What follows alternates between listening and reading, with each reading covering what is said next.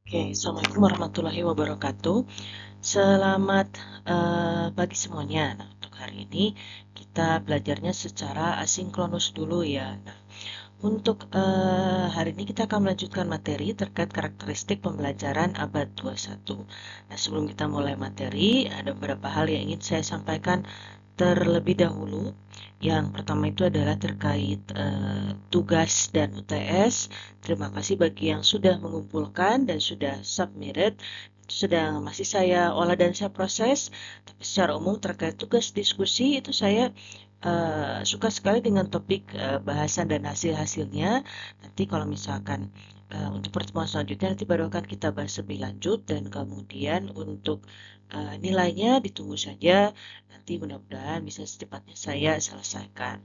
Kemudian itu adalah yang kedua, karena sekarang di kampus itu sudah mulai menerapkan untuk terkait sampah-sampah itu dikategorikan menjadi organik dan anorganik. Jadi bagi teman-teman kalau akan buang sampah, tolong dicek lagi mana yang organik, mana yang anorganik.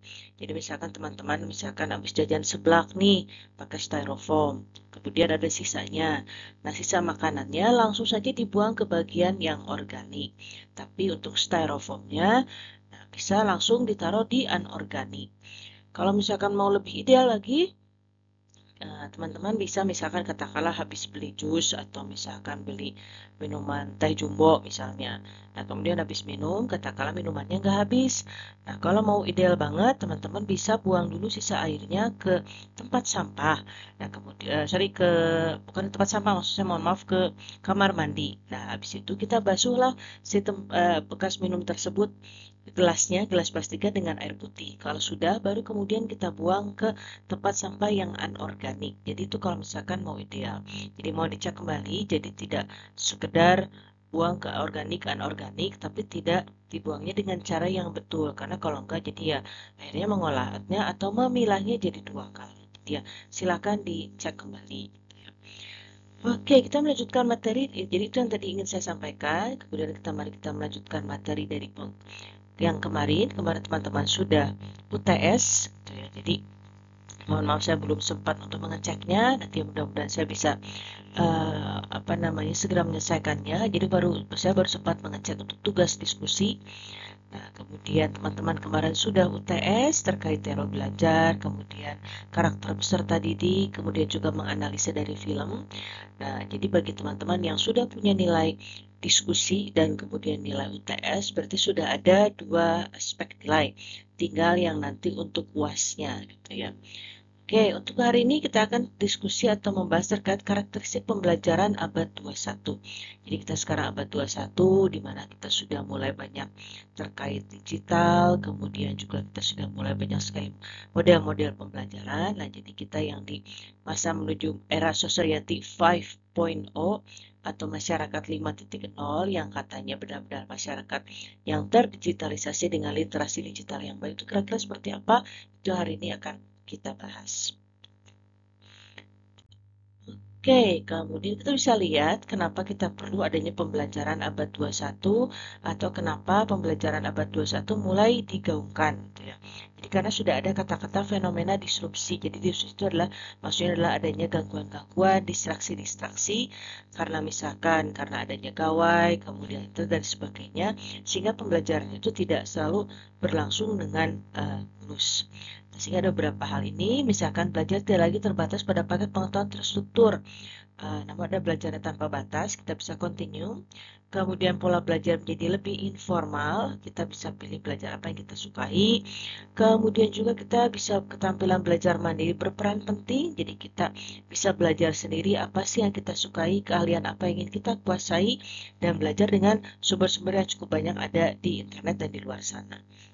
Kemudian juga banyak cara untuk belajar dan banyak sumber yang bisa diakses seiring pertumbuhan MOOC.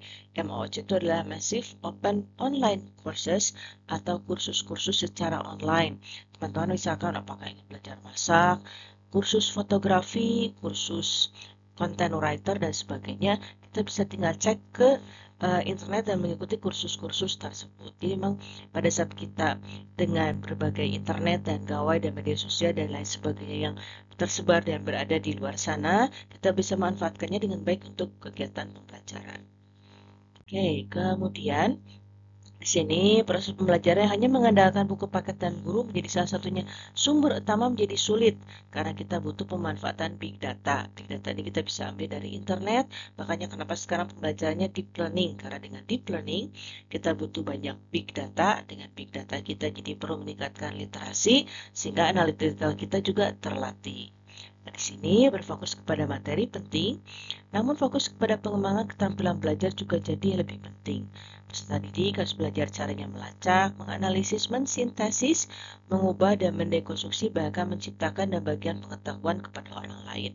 Jadi pada saat kita dapatkan data di internet, apakah misalkan berupa PDF kah, atau misalkan EPUB dan lain sebagainya. Jadi tidak hanya sekedar dibaca saja, tapi kemudian kita olah, kita analisa, kita cari kira-kira esensinya apa sih dari um, apa bahasa atau materi tersebut, sehingga kita bisa olah lebih lanjut dan kemudian kita bisa pahami secara detail. Oke, kemudian fokus guru sebenarnya memberikan kesempatan peserta didik untuk menghubungkan materi yang dipelajari dengan dunia nyata. Dan salah satu pengaruh signifikan teknologi terhadap pembelajaran abad 21 adalah adanya kemudahan akses atau aksesibilitas terhadap sumber belajar digital untuk memenuhi beragam kebutuhan peserta didik. Jadi kita bisa siapkan pemantiknya gitu ya.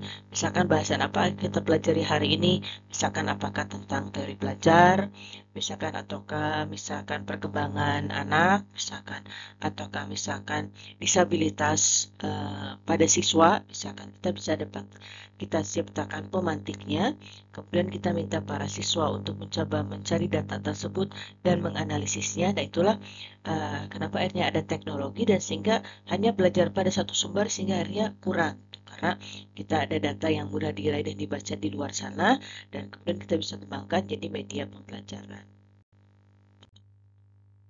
Oke, kemudian komponen pembelajaran abad 21 yang meningkat interaksinya antara lain aktivitas institusi guru atau mentor, fasilitator, desain pembelajaran online, kemudian data sebagai sumber belajar, strategi pembelajaran online, dan kemudian ujuk kerja peserta didik. Hal-hal ini terutama karena pertama memang meningkatnya penggunaan internet. Kemudian yang kedua adalah diubah karena perubahan adanya COVID kemarin, sehingga banyaklah kegiatan-kegiatan yang dilaksanakan secara online. Kemudian juga memang tuntutan masyarakat dan keempat adalah perkembangan zaman. Sehingga hal inilah yang menyebabkan komponen-komponen pembelajaran abad 21 ini yang kemudian muncul dan kemudian berinteraksi satu sama lain.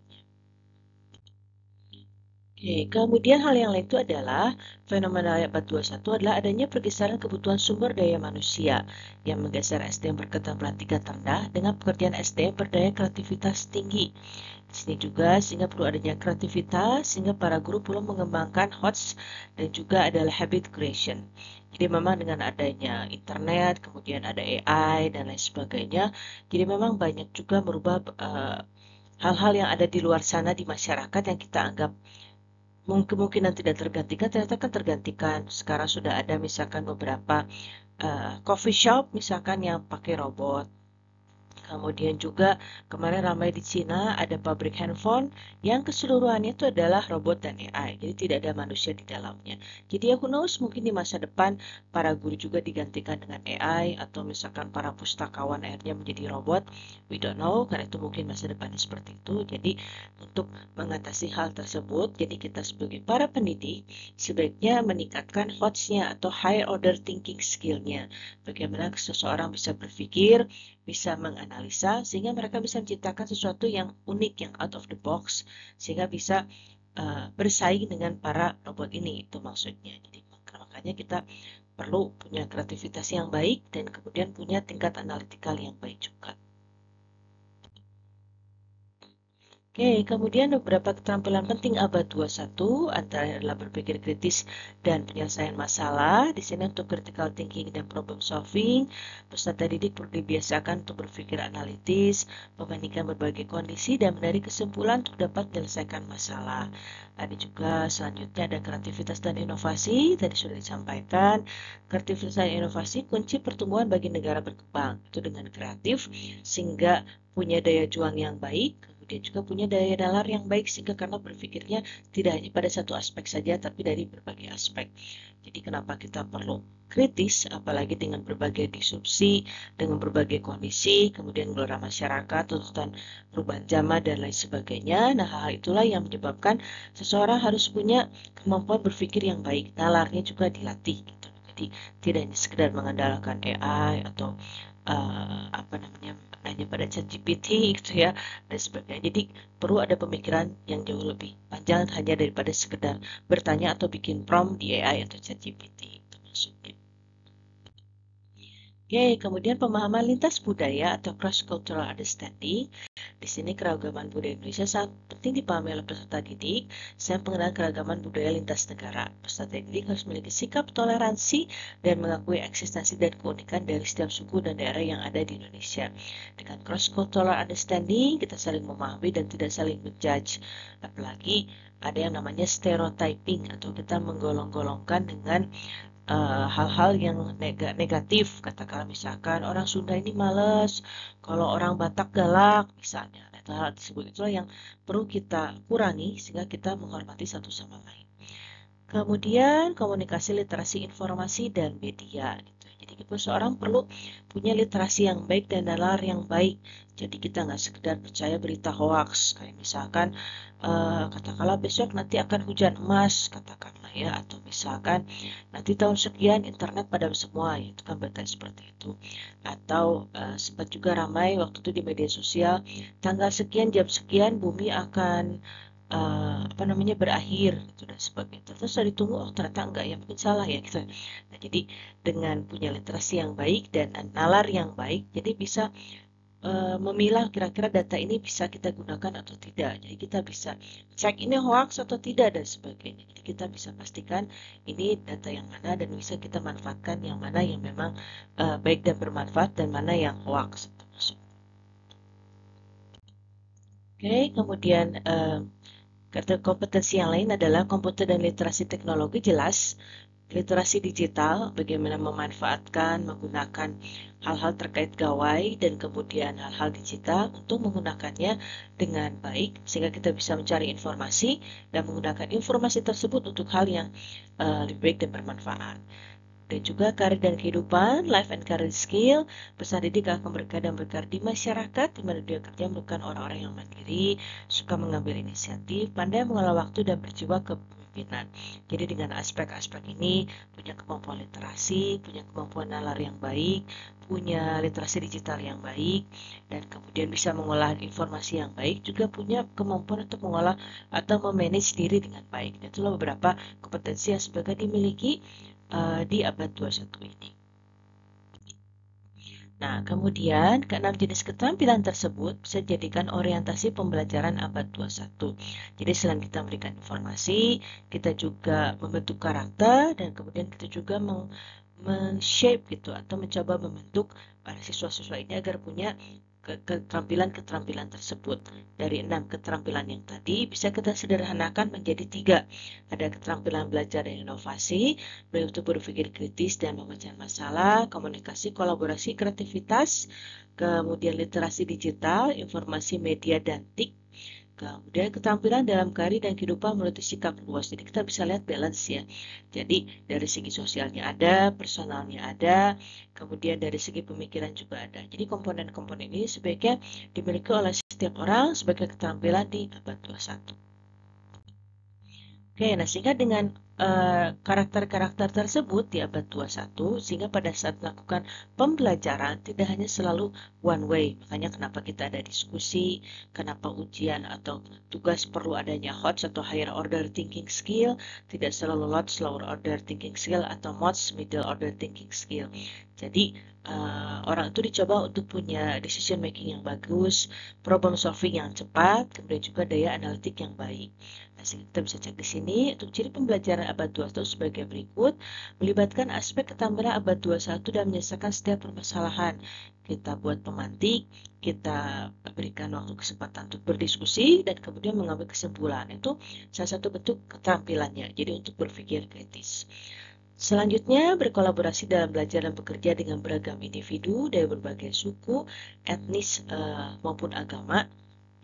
Karena itu kita mencoba untuk saling memahami satu sama lain, menerima satu sama lain. Jangankan Indonesia, dengan adanya internet dan media sosial, jelas kita bisa berkomunikasi dengan orang di berbagai negara manapun.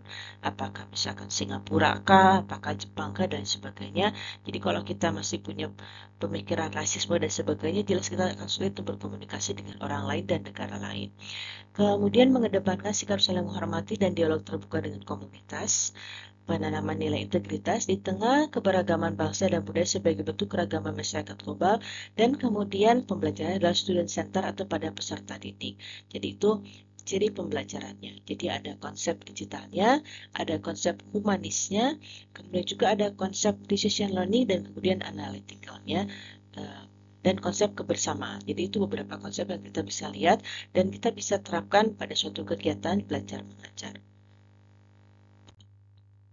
Oke, nah bisa kalau kita tarik kesimpulan dari bahasan yang tadi sudah kita sebutkan, pembelajaran abad 21 ini adalah pembelajaran yang menggabungkan kecakapan, literasi, kemampuan pengetahuan, perilaku, serta penguasaan teknologi. Artinya, di abad ini peserta didik tidak hanya dituntut untuk mahir dalam ilmu pengetahuan, tapi juga sebagai terampil dalam menggunakan teknologi, menjadi insan yang literat, serta berakhlak yang baik. Jadi semuanya dalam komposisi yang seimbang.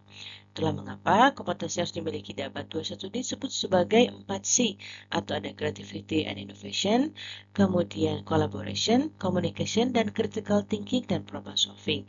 Jadi punya kreativitas, kolaborasi, bisa bekerja sama dengan orang lain, maaf. Kemudian communication, bisa berkomunikasi dengan orang lain, critical thinking dan problem solving, punya kemampuan kritis dan bisa menyelesaikan masalah. Dan kemudian pembelajaran di abad ini harus berbasis HOTS atau High Order Thinking Skill atau keterampilan berpikir tingkat tinggi. Jadi tidak hanya sekedar menghafal atau mengulang hafalan, tapi juga bisa mengulangi kembali dan kemudian menganalisanya dan mengajarkannya dengan bahasa dia tersendiri. Nah, itu dia. Jadi kita bisa lihat di sini. Jadi banyak komponen dan aspek yang ada di dalam pembelajaran abad tersebut yang menjadi cirinya. Ada digitalnya, ada humanisnya, ada sosialnya, dan ada kreativitasnya. Oke, itu materi yang ingin saya sampaikan pada hari ini. Untuk selanjutnya nanti sesudah kita bahas pembelajaran, insya Allah untuk minggu-minggu mendatang pertemuannya kita akan bahas terkait guru, peran guru, pengembangan guru, dan lain sebagainya. Juga mungkin kita akan tambahkan diskusi dan studi kasus sebagai tambahan-tambahan biar kita hotsnya semakin terjaga dan kreativitas dan problem solving kita juga semakin baik. Terima kasih. Assalamualaikum warahmatullahi wabarakatuh. Have a nice day.